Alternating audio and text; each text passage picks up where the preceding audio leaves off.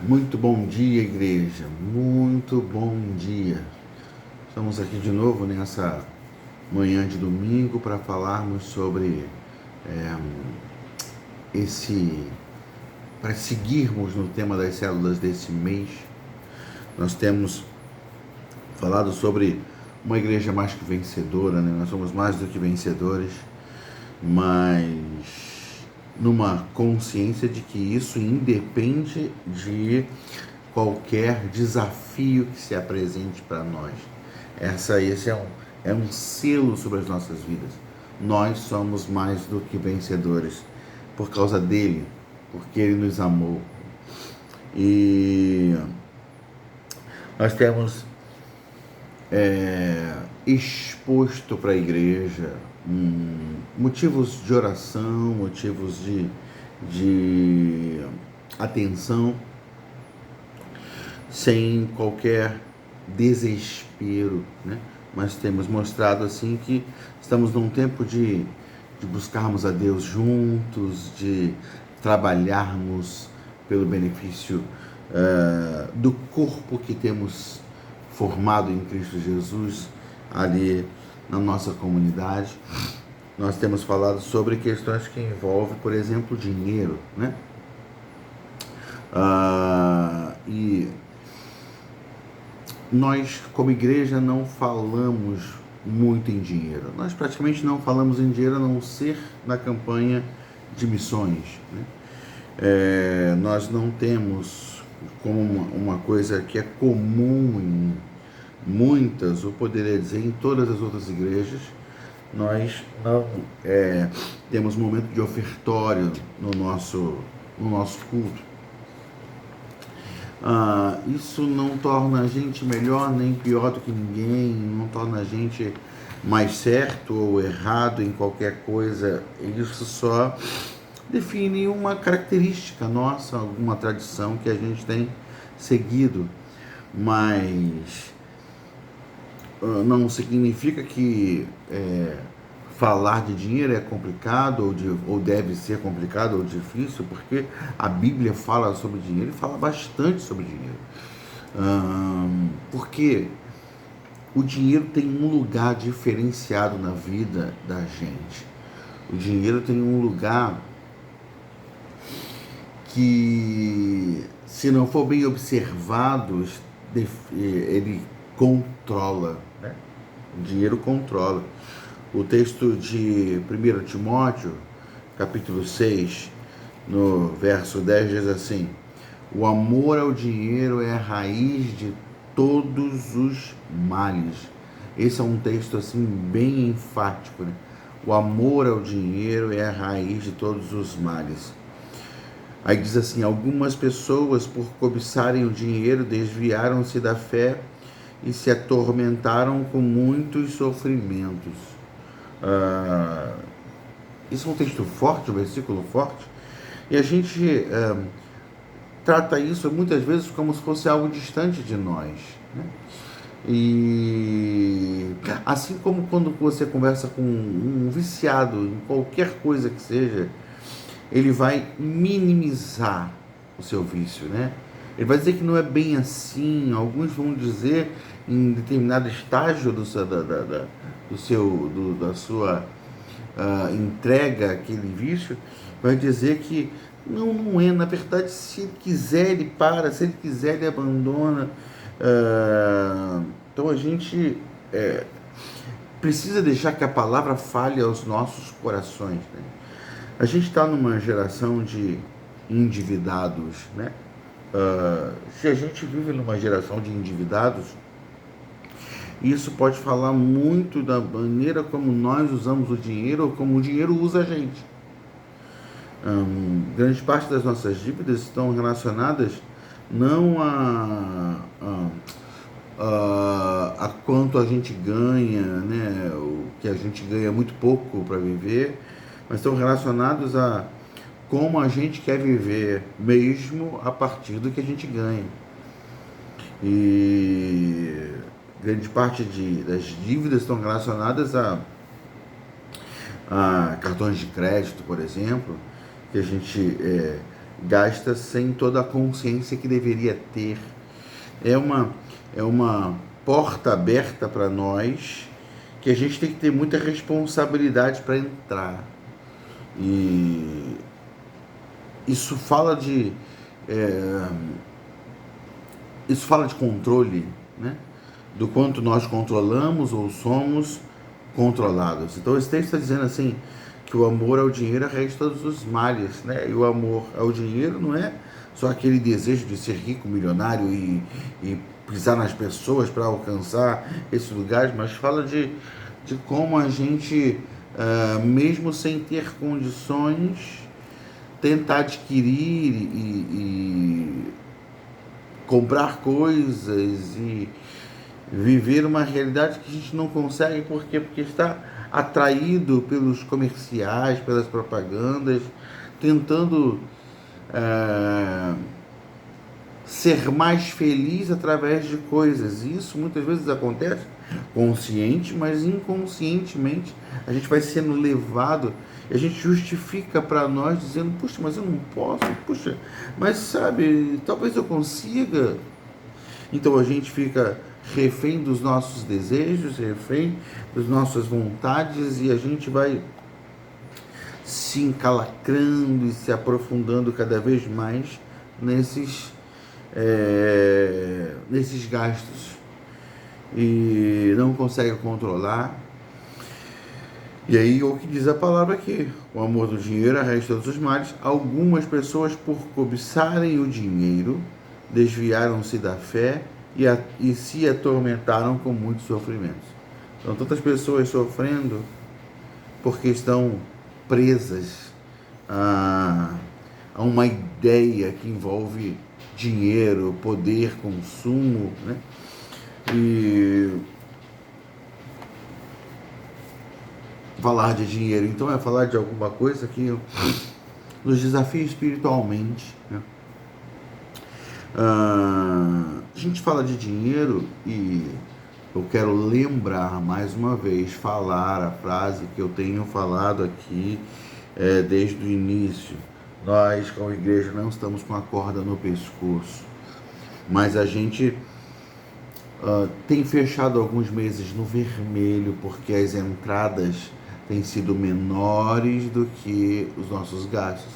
Temos corrigido alguns gastos, estamos ainda nesse processo de corrigir, mas a igreja, ela não tem essa característica de vocês veem a nossa simplicidade, vocês não veem nossos aparelhos, nossa estrutura revestida de luxo.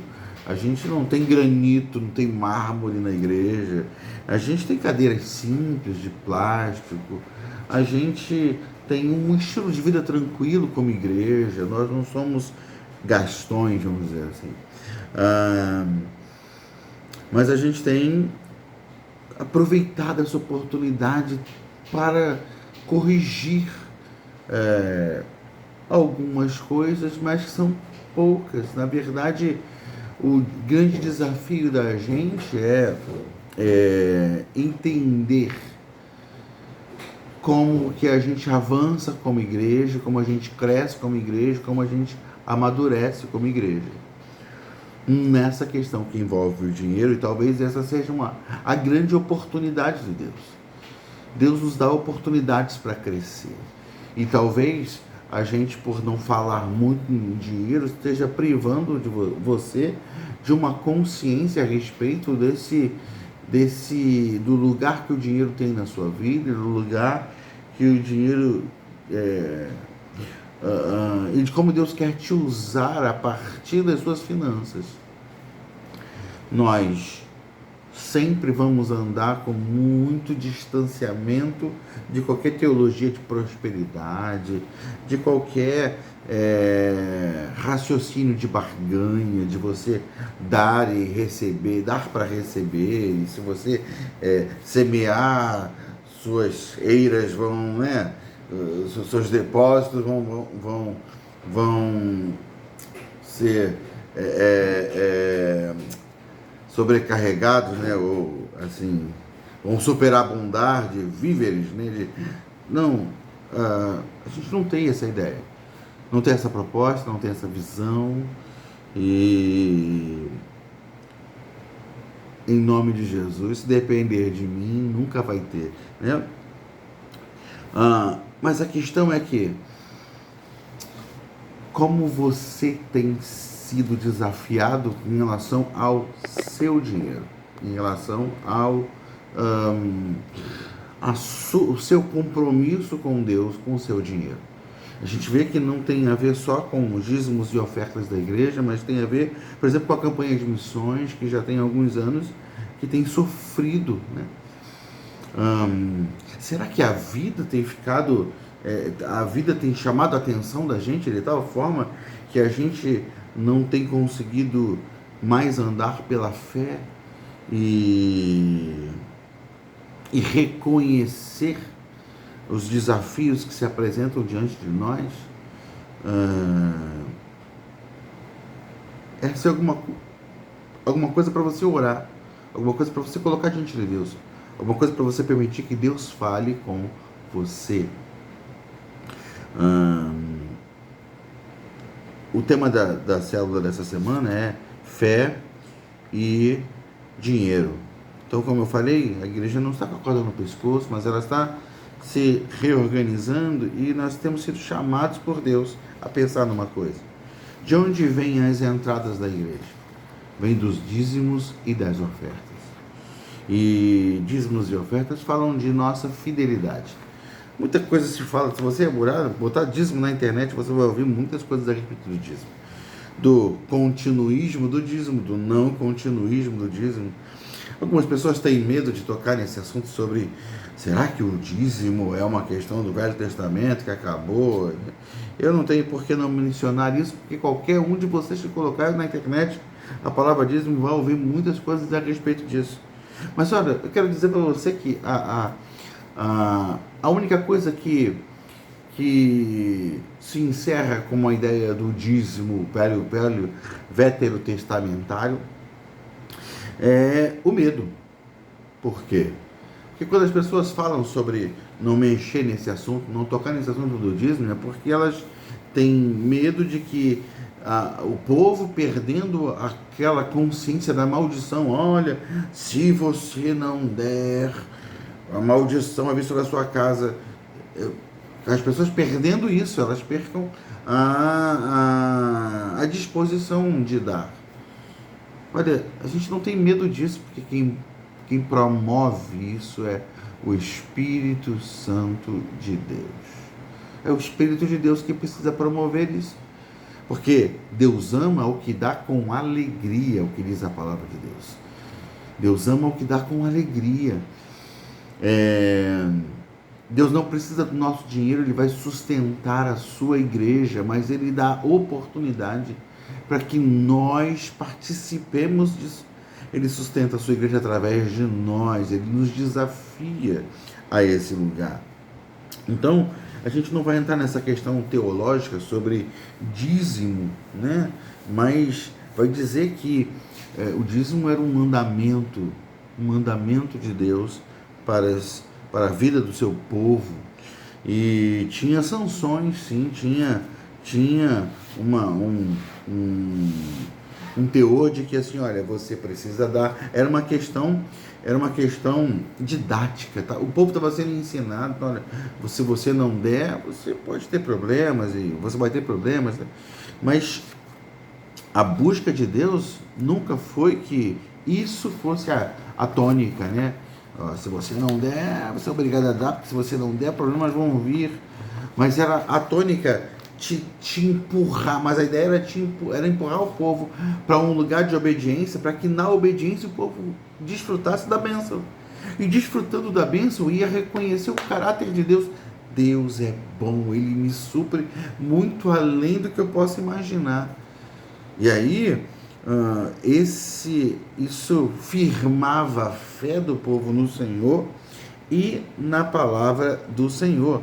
Olha, tem um texto famoso do Antigo Testamento sobre dízimo, que é o de Malaquias 3,10. É um texto difícil, em que o povo estava sendo negligente com relação aos dízimos e ofertas. Deus ainda fala assim para eles, olha, Por que que vocês me roubam? Vocês me roubam nos dízimos e nas ofertas. Que palavra forte, né? Vocês estão me roubando nos dízimos e nas ofertas. Aí ele diz assim, trazei todos os dízimos à casa do tesouro, para que haja mantimentos na minha casa. Depois disso, depois que vocês trouxerem os dízimos à casa do tesouro, façam prova de mim, diz o Senhor dos Exércitos. Se eu não vos abrir as janelas dos céus e derramar sobre vós uma bênção tal que dela vos advenha maior abastança. Então Deus está falando para a gente, olha, tragam os dízimos e façam prova. Se vocês, a partir disso, não vão ser muito abençoados. Olha, Deus não está abrindo as porteiras para essa consciência do tomar lá da cá, né? Ó, vamos fazer negócio comigo, ó. Semeia aqui que eu vou multiplicar a sua vida financeira. Deus não está fazendo barganha, abrindo a condição para barganha e para negociações. Não.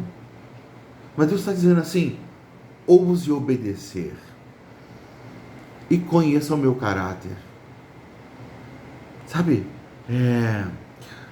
Ouse dar, independente da sua situação, ouse dar. Creia em mim. Sabe? Não tenha dúvida de que eu vou suprir vocês. Sabe? Como se ele estivesse lembrando, eu sou o bom pastor, lembra? Lembra do Davi ensinando a vocês, eu sou o bom pastor, nada faltará. Para aqueles que andam na minha presença, para aqueles que creem em mim, ouse dar. Então, ele está dizendo, fazei provas de mim. Tipo assim, ele em outra parte da Bíblia fala assim, ó, provai e veja que o Senhor é bom. Vem, faça prova, me conheça o meu caráter, ouse dar, ouse ofertar. Eu vou cuidar de você. Faça uma associação disso com o que Jesus fala lá no Sermão da Montanha. No Sermão da Montanha, lá em Mateus capítulo 6, ele diz assim, buscai em primeiro lugar o reino de Deus e a sua justiça, e as demais coisas serão acrescentadas. É um mandamento que Jesus está estabelecendo ali. Ele fala assim, olha, vocês estão ansiosos demais, não fiquem ansiosos por coisa alguma. Vocês estão preocupados com o que vão comer ou vestir amanhã? Quem se preocupa com isso são os pagãos, né? Os pagãos se preocupam com isso. E pagão é uma palavra forte, fala de alguém que está completamente fora do contexto da fé do povo de Deus. E, de repente, ele fala assim, olha, os pagãos é que se preocupam com isso, aqueles que não têm fé em nada, aqueles que não têm esperança em nada é que se preocupam com isso. Vejam as aves do céu, elas não plantam nem colhem, mas não passam fome, o vosso Pai as alimenta. Olha os lírios do campo, nem Salomão em toda a sua glória se vestiu quanto qualquer um deles. Assim está vestida a erva que está viva e bela hoje, mas que amanhã vai murchar, vai perecer e vai ser lançada no fogo. Não se preocupem com o que vão comer ou vestir amanhã. Façam o seguinte, busquem em primeiro lugar o reino de Deus e a sua justiça, e as demais coisas serão acrescentadas. E aí, essa é a intenção de Deus, quando diz assim, tragam os dízimos de ofertas, para que haja tesouro, para que haja mantimento na casa de tesouro, para que haja mantimento na minha casa, depois façam provas de mim, vejam se eu não vou cuidar de vocês. Veja se eu não vou suprir as necessidades.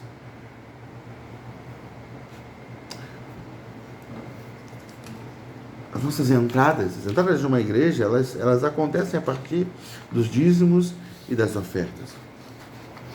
Alguma coisa tem impedido você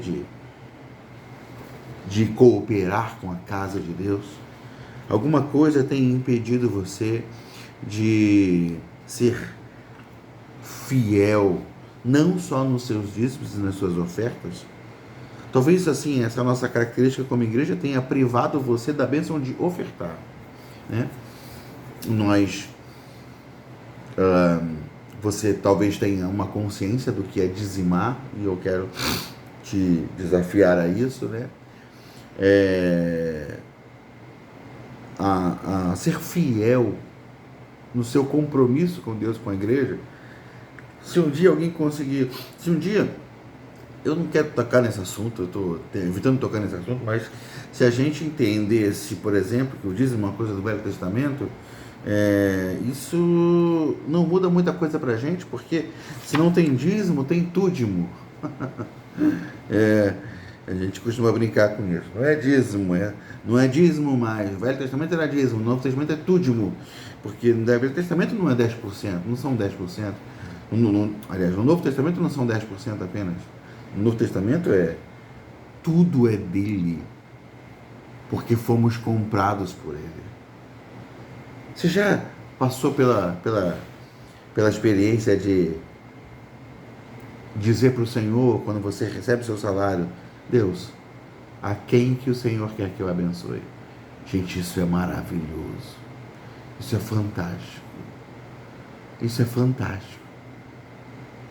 A gente logo de cara pensa nas contas, pensa no que tem que pagar e tal, e Deus desafia a gente, não. Abençoa o fulano de tal. E aí depois você vê que milagrosamente suas contas são pagas. Deus cuida de você. Mas Deus direciona você. Você já pensou em abençoar todo mês um missionário? Talvez um desses que a gente cuida, que a igreja vai lá e abençoa eles mensalmente. Esses missionários que a gente abençoa, a gente tem um padrão de oferta para a vida deles. Mas não quer dizer que aquilo que a gente dê para eles seja tudo o que eles precisam. Você sabe como a vida está cara. Mas a gente oferta para eles e talvez Deus movesse o seu coração para, além da oferta que ele dá para ele, você assumir um compromisso mensal com ele. Querido, abençoe um missionário.